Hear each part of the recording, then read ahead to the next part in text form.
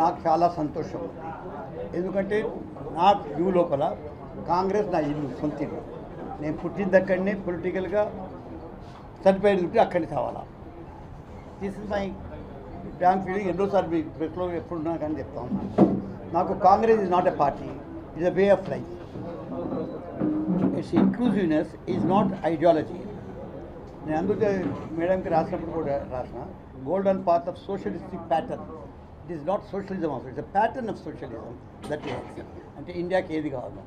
కాబట్టి అటువంటి realistic approach, మన సోషల్ అప్రోచ్ కాంగ్రెస్లో ఉంది.